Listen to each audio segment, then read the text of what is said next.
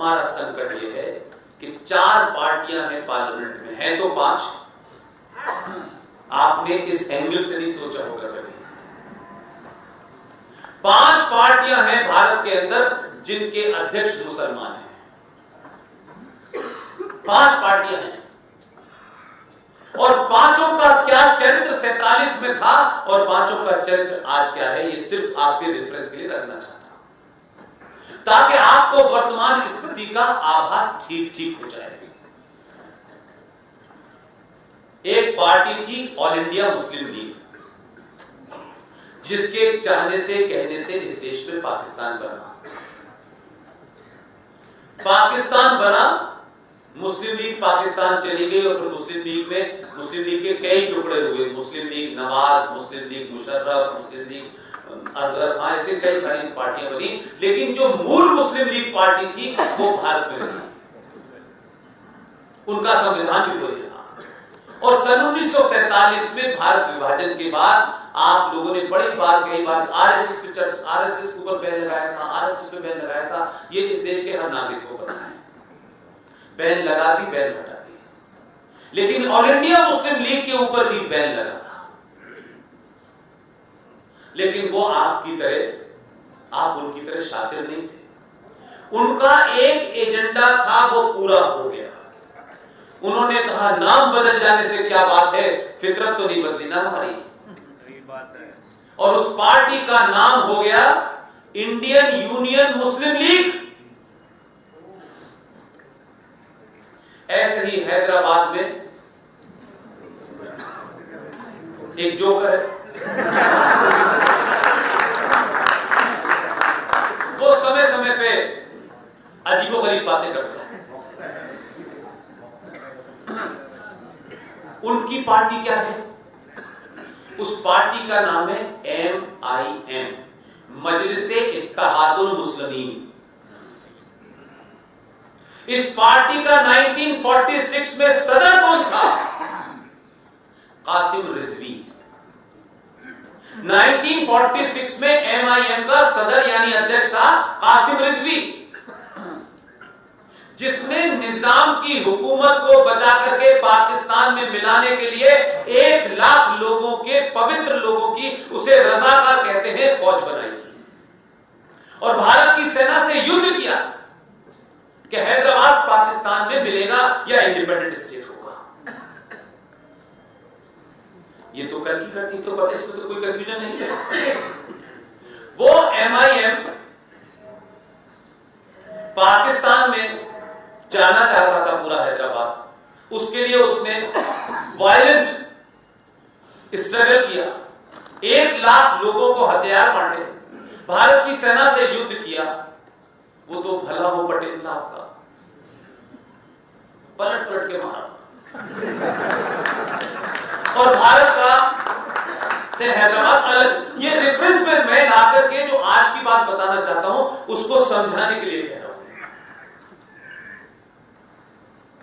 वो MIM जब भारत पाकिस्तान की तरफ नहीं जा पाए तो उन्होंने अपने आप का भारतीयकरण करने के लिए अपने नाम के आगे ऑल इंडिया लिख दिया। ऑल इंडिया मजलिस-ए-इत्तेहादुल मुस्लिम, क्योंकि ये ऑल इंडिया लगते तो भारतीय हो गए। उनका भी वही संविधान है, उसको भी नहीं बदला। वो जो कासिम रिजवी था उसको तबीयत से उसकी पिटाई की गई, वो जेल में बंद किया और जेल में से उसने हाथ जोड़े पटेल साहब के और कहा कि मैं कुछ भी यहां नहीं करूंगा भारत में शरारत, मुझे जेल से छोड़ दीजिए, और सीधी टिकट कटा के वो पाकिस्तान चल गया। 2 पार्टी। एक तीसरी पार्टी है PDP। पिछले दिनों इसका नाम बहुत सुना होगा। ये PDP का जो संविधान है वो सेल्फ रूल की बात करता है। वो भारत और पाकिस्तान के ज्वाइंट एडमिनिस्ट्रेशन की बात करता है। वो कॉमन करेंसी की जम्मू कश्मीर में बात करता है। और PDP और एक चौथी उनकी एक और पार्टी है जो जम्मू कश्मीर में है, उसका सरबराह भी, उसका भी अध्यक्ष जो है मुसलमान है, जिसका नाम है नेशनल कॉन्फ्रेंस। जो शुरू में जब 370 लेना था, जब कश्मीर को अलग करना था, तो इसी नेशनल कॉन्फ्रेंस का नाम था मुस्लिम कॉन्फ्रेंस। लेकिन एजेंडा पूरा होते ही सेकुलरिज्म का एक शब्द निकाला गया कि इसे नेशनल कर दो ताकि लोगों को दोबारा से एजेंडा पता ना चले। लेकिन मानसिकता भी वही थी, सोच भी वही थी, संविधान भी वही था। उसके अध्यक्ष हैं आजकल फारूक अब्दुल्ला का पुत्र जो है वो उसका अध्यक्ष है, उमर अब्दुल्ला। और एक पार्टी है आसाम में जो साहब इत्र बेचते थे, वो उस पार्टी के अध्यक्ष हैं अजमल खान साहब। अब इन चार पार्टियों को मैंने आपको इनकी बैकग्राउंड बताया है। आज CAA जिसको मुसलमान समझ नहीं पा रहा, मुझसे मेरे कई मित्रों ने कहा कि पुष्पेंद्र आप नहीं समझते हैं कि मुसलमानों को समझाना चाहिए। मैं समझता हूं यही वक्त है कि मुसलमानों को नहीं समझाना चाहिए, नहीं समझाना। लेकिन मैं बहुत ब्लंट आदमी हूं, आप क्यों समझाना चाहते हैं? आपके अपने बच्चे नहीं, कुछ उन्हें समझाने की फिजिक्स केमिस्ट्री बच्चों को समझाने की जरूरत नहीं आपके पास, आप उन्हें समझाइए। आप कितने पंचर वालों को समझाएंगे कि CAA क्या है? और अगर वो समझ गए तो क्या करेंगे? आपसे मैंने कहा कि आपने सत्ता का परिवर्तन नहीं किया है। आपने जब समाज में परिवर्तन होता है ना, तो सत्ता पे जो बैठे लोग होते हैं वो तेजी से चलते हैं। उन्होंने भी कोशिश की है, वो भी कह रहे हैं सत्ता में बैठे हैं, संविधान की शपथ ली है, तो वो ये कहेंगे सबका साथ सबका विकास। तो ये कहेंगे उनकी मजबूरी, तो संवैधानिक पद पे बैठते धोनी के लिए मारो, कोई नहीं कहेंगे ना, कहना चाहिए। बल्कि 2014 में कहा सबका साथ सबका विकास, तो कुछ लोगों को लगा कि हमारा तो विकास नहीं हो रहा, तो उनका चिंता मत करो, तुम्हारा विश्वास जीतेंगे। और अब जैसे ही वो बोलता है सबका साथ सबका विकास, कुछ लोग कमाने लगते हैं। ये जो विश्वास है ये बहुत खतरनाक। मेरा मानना है कि अगर इस देश के मुसलमान को CAA समझ नहीं आ रहा है, पहली बात तो मैं नहीं मानता कि नहीं समझ आ रहा है,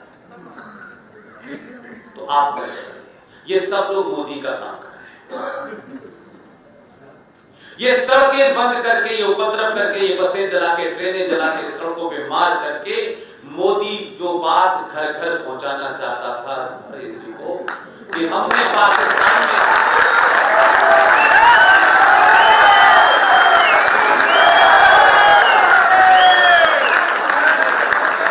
आज तक आपको पता था कि 1955 में कोई कानून था? कभी आपको सुध थी कि इस्लामिक रिपब्लिक ऑफ पाकिस्तान के अंदर जिनका स्टेट का रिलीजन इस्लाम है, उसके अंदर दूसरे मजहब के लोगों के साथ उनकी पूजा पद्धति, उपासना की वजह से उनके साथ जो डिस्क्रिमिनेशन हो रहा था, जो मर्डर, रेप और कन्वर्जन हो रहा था, जो बलात्कार हो रहे थे, उनके बारे में कभी आपको पता था? क्योंकि ऐसी फिल्म तो बनती नहीं है, क्योंकि मौला रे मौला फिल्म बन रही है आजकल, इधर से जाती है हिंदू लड़की, उधर से मुसलमान आता है, यही फिल्म बन रही है। तो आपको पता नहीं था कि भारत के अंदर कितनी बड़ी तादाद में इस्लामिक मुल्कों से सताए हुए अपनी पूजा पद्धति के कारण, अपने बिलीफ के कारण, अपनी उपासना के कारण उनका जीना हराम था। वो भारत में आए थे, मैं भी हजारों लोगों से मैं उस वक्त भी मिला जब वहां हैदराबाद के, पाकिस्तान के कराची गया। वो यहां आए वीजा लेकर के, घुसपैठ करके नहीं आए। एक भी हिंदू, पारसी, बौद्ध, जैन, सिख पाकिस्तान से बगैर उसके नहीं आया, कागजों के कोई घुसपैठ करके नहीं आया। ये बात अलग है कि यहां आने के बाद उसने यहां कहा कि हम ये कागज फाड़ देते हैं, आप हमें गोली मार दीजिए, हम वहां नहीं जाएंगे। सरकारों ने उन्हें समय समय पे कुछ 2 साल का, 5 साल का, 1 साल का उनका कभी परमिट बढ़ा दिया, लेकिन वो भारत की नागरिकता उनको नहीं दी। आज उन लोगों को मोदी ने कहा कि ये 5 लोग हैं इसमें, क्योंकि इस्लाम में मुसलमान के साथ इस्लाम अत्याचार करेगा, इसका नमूना पहली बार हम पाकिस्तानियों से सुन रहे हैं कि नहीं हमें भी बुलाओ, हमारे साथ भी अत्याचार। तो भाई ये समझ नहीं आया कि जब अत्याचार हुआ तो गए क्यों थे? तो कमाल ये है कि मोदी साहब बड़े करोड़ों के अगर विज्ञापन देकर के तुम्हारे भाइयों के साथ जो जाति हो रही थी उन्हें नागरिकता देने जा रहा हूं। ये आपका विज्ञापन कर रहे हैं जगह जगह।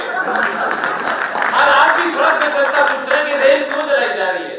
साथ ही इसलिए जलाई जा रही है कि पाकिस्तान में जो हिंदुओं को मारा गया है धर्म के नाम पे, मोदी उन्हें नागरिकता दे रहा है और ये उसका विरोध कर रहा है। तो मारो उनको और पता चले। तो मुझे लगता है कि आपको अपनी एनर्जी बेकार में जाया न करें। जो शाहीन बाग में बैठे हैं वो भी मोदी का विज्ञापन कर रहे हैं।